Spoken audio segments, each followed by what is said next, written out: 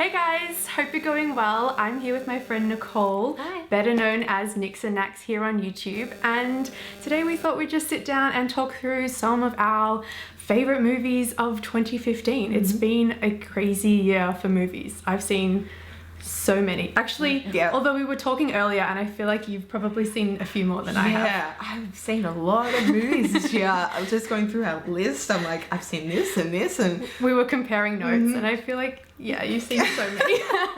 I need to catch up. We actually did this exact same thing 12 months ago. This time last year we did this exact same movie chats video 2014 edition. So it's kind of crazy that it's been one year already. We're going to go through the same questions that we did this time last year, and I have them on my phone. Let's start it with, what was your favorite Blockbuster movie? I think we pretty much agree with Star Wars Force Awakens. Like, how can you not say Star Wars? How many times did you see it in the cinema? I've seen it 3 times. I only saw it twice. But seriously. But for me, twice is a lot because I never usually see things a second time at the cinema. You have to go and see it a couple of times at least 2 times, because I enjoyed it more the second time that I saw it. I don't know, maybe I was over analyzing it a bit the first time I saw it, but seeing it the second and third, it was just like, I love this movie so much. So good. How good is Rey? Oh my god, Female she's so awesome. lead character, and she is just awesome. She's amazing. She's so badass. Just like, I love that they focused on her as like the main character. I think she pulled it off so well and held the film so perfectly. That's great. I mean, what more can you say about it? I feel like it really was the biggest movie of this year. Oh, definitely. I think we have to mention Mad Max though. Look, Mad Max Fury Road was another big blockbuster movie of this year, which was awesome. It was intense. Like, it was just the action, and I was just so surprised by it. It's just like, this is amazing. The practical effects and the stunts are just insane in that film. It probably had the most outstanding practical stunt work of any movie this year. Definitely. It was amazing. Yeah. And another big female lead with Charlize Theron as Furiosa.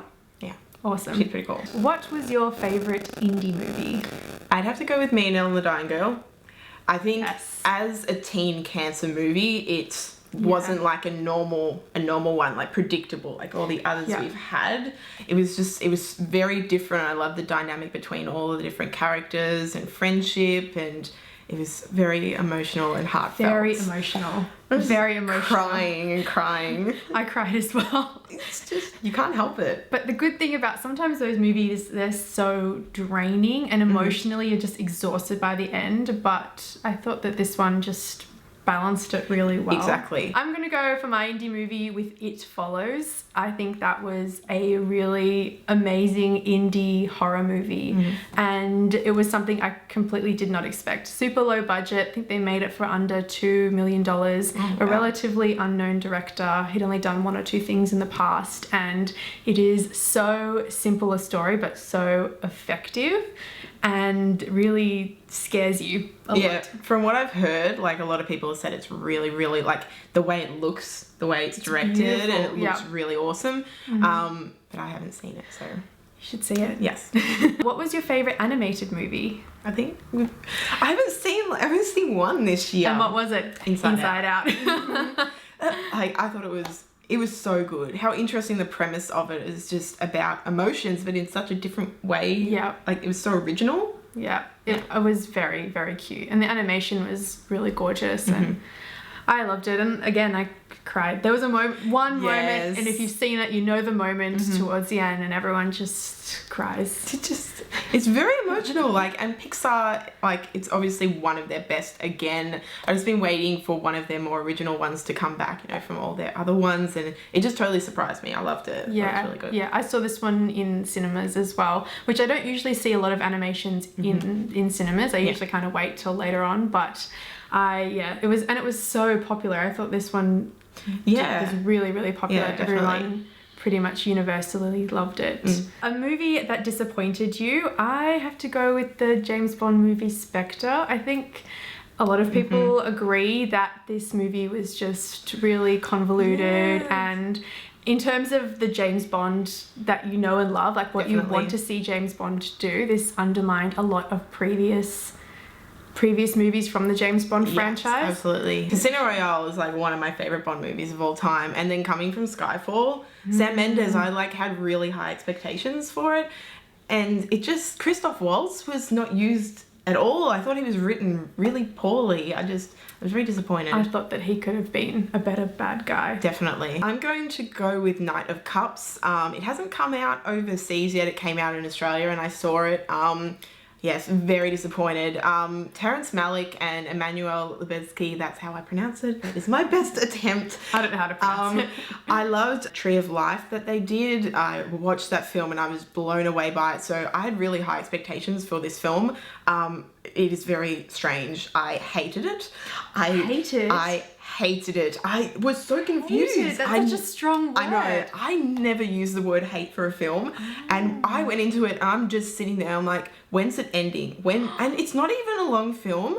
And I had no idea what was going on. I was so confused. It looked beautiful. But it's Christian Bale, right? Isn't he in it? Yeah. It's a really good cast. It's weird. It's just really weird. A movie that surprised you. I am going to go with Everest. Honestly, I had no idea what this movie was going to be about. I thought it was just going to be like just a really generic blockbuster, like really formulaic and stuff, especially because the cast is insane. The amount of people in this movie, everyone's in it. Like Keira Knightley. It's a great cast. I can only think of one person. Jason Clarke, Josh Brolin, Robin Wright, Emily Watson, Sam Worthington, Jake Gyllenhaal. Oh my god, I love Jake Gyllenhaal. I need to watch this movie now just because he's in it. Crazy cast, and so I didn't really think much of it, but honestly, I was so surprised. I thought it was really, really genuinely really good and tense about the mountain climbers taking on Everest, and it's based on a true story, the true story of the New Zealand climber Rob Hall, and it's set in the 90s, and yeah, it's really, really good. I have to go with Sicario. This cast, the performances by Emily Blunt and Benicio del Toro, like just them two alone are amazing in this film. So surrounding like the drug cartel, and it really just came out of nowhere for me. It looks beautiful. The cinematography is gorgeous in this film. And I love the way that they filmed the night scenes. I thought that was done really well. Just the lighting use. It's very dark at times, and I was blown away by it. When I saw it, I was like really surprised by it, and I was pleased that I enjoyed it because I don't see many films on my own. So when I saw it, I was like, you went to the movies by yourself to see it? Good on you. Yeah, I see a fair amount of movies by myself. Good on you. Yeah. And finally, a movie I can't believe you haven't seen yet. And I'm gonna go with Spy, the comedy spy movie with Melissa McCarthy and Rose Byrne and Jude Law. It's a really good cast. It's really funny. Is it Jason Statham? Yeah, Jason Statham. I love him. He's really cool. I usually don't like him. I usually think, like, I just can't stand him. But he was really funny in this. It's really funny, and it's a movie that surprised me as well. I didn't think it would be as funny as it was. And it's directed and written by Paul Feig, and he's doing the new female Ghostbusters movie. Oh, okay. I think I'm going to see that. Yeah, it's definitely worth checking out. It's pretty funny. Yeah. I seriously cannot believe you haven't seen Creed. Need to go to the movies and see this movie. Like, if you've seen Creed, you know what I'm talking about. It's a boxing movie. Yeah, so it surrounds Adonis Johnson and him and Rocky training him to become a boxer. It's really good. And it's got to do with the Rocky movies. Yeah, so it's like continuation of the franchise, but it's not. Is it a reboot? I wouldn't say it's, because it has Rocky in it, but it's not mainly focusing on him. He's not the main character. Right. And I think his performance is definitely Oscar nomination worthy. Really? It is one of his best performances in so long. He's amazing in this movie. So you need to... Creed. Okay. There's this I have to say there's one scene. Okay. Where it's a one-shot continuation. I swear it goes for about 5 minutes or so of a boxing match. Like around the ring? Yeah. So in the ring, around the fighters, and then of the people around the outside of the ring and the supporters, it's... Okay. It's at the top of my list. You have to see it. Cool, that's it. They were all the questions. That is the little movie wrap-up for this year. Some of the things we loved, some of the things we didn't love. Yeah. There was more things that we loved than we didn't love. Definitely. Although... now that I think about it, I could probably do a whole list of movies that kind of were disappointing. Yes, I think I could do that, but I don't. But let's not dwell on the negative. Yeah, exactly. What's the biggest movie you're looking forward to at the beginning of next year? I've seen. It's hard because I can't. I've seen so many that are coming. You've seen so many. Okay, mine is easily Quentin Tarantino's The Hateful Eight. That doesn't. I can't believe you've already seen it. But for us in Australia, generally the general public, it doesn't release until like the 15th or the 14th or 15th of January, and I am really looking forward to that. It's amazing. I'm actually seeing Quentin Tarantino when he comes out. He's coming to Sydney.